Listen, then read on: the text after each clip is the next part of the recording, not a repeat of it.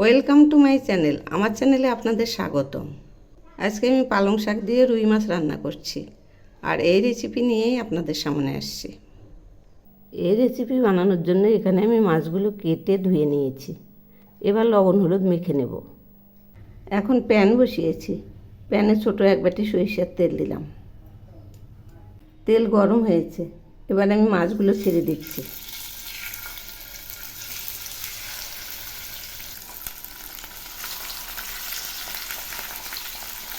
এক পাশ ভাজা হয়েছে, এখন আমি উল্টে দিচ্ছি। বাকিগুলো উল্টে দিচ্ছি।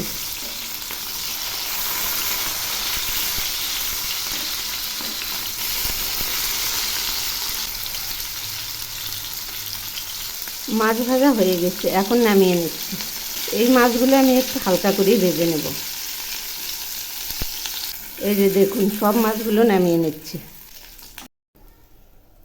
এখন আমি ওই তেলে দুটো পেঁয়াজ ভেজে নিচ্ছি। এই পেঁয়াজগুলো একদম লাল করে ভেজে নেব। এবার আমি এর মধ্যে দিচ্ছি সামান্য একটু কালো জিরে। পেঁয়াজ ভাজা প্রায় হয়েই আসছে, আর একটু হবে।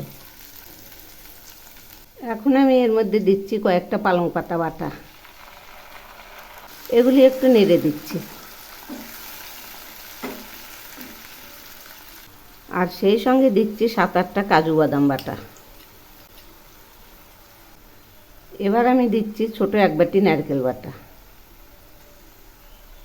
সেই সঙ্গে দিচ্ছি স্বাদ মতো লবণ, আর দিচ্ছি সামান্য পরিমাণ হলুদ। এখন আমি এগুলি নেড়ে দিচ্ছি। এই মশলাগুলো খুব ভালো করে কষিয়ে নেব। তো বন্ধুরা, আমার রেসিপি যদি আপনাদের ভালো লেগে থাকে তাহলে সাবস্ক্রাইব করে আমার পাশে থাকবেন, আর কমেন্টস করে জানাবেন কেমন লাগলো। এবার আমি দিচ্ছি 3টে কাঁচা লঙ্কা বাটা। ঝালটা আপনারা নিজেদের পছন্দ মতোই দিতে পারেন। কেউ যদি বেশি খায় তাহলে একটু বেশি দেবেন, আর কেউ যদি কম খায় তাহলে কম দেবেন।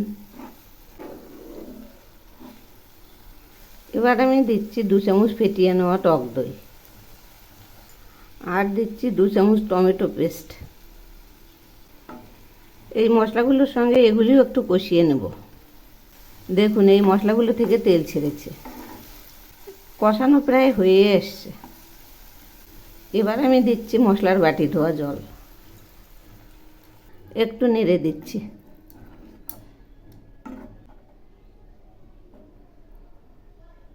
আর অল্প পরিমাণ জল দিলাম, আবার একটু নেড়ে দিচ্ছি। এই রান্নাটা একদম মাখা মাখা হবে। ঝোল একটু একটু ফুটছে। এখন আমি দিচ্ছি 1/2 চামচ চিনি। এবার আমি মাছগুলো একে একে ছেড়ে দিচ্ছি।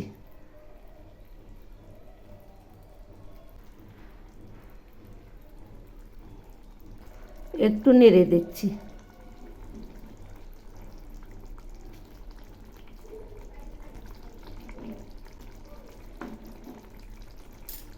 আবার একটু নেড়ে দিচ্ছি। রান্নাটা এখন প্রায় হয়ে এসছে।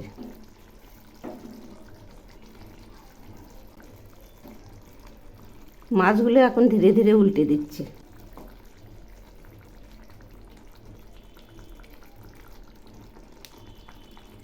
সব শেষে আমি দিচ্ছি এর মধ্যে একটু ধনিয়া পাতা বাটা। একটু নেড়ে দিচ্ছি। রান্নাটা এখন হয়ে গেছে। এবার নেড়ে চেড়ে নামাবো। একদম মাখা মাখা হয়ে গেছে। এই যে দেখুন, গ্রেভিটা এইরকম হয়েছে। এবার আমি এগুলি নেড়ে চেড়ে নামাবো। রান্নাটা নামাচ্ছি।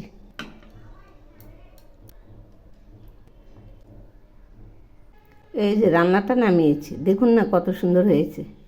এভাবে একবার পালং শাক দিয়ে রান্না করে খেয়ে দেখবেন, অসাধারণ টেস্ট।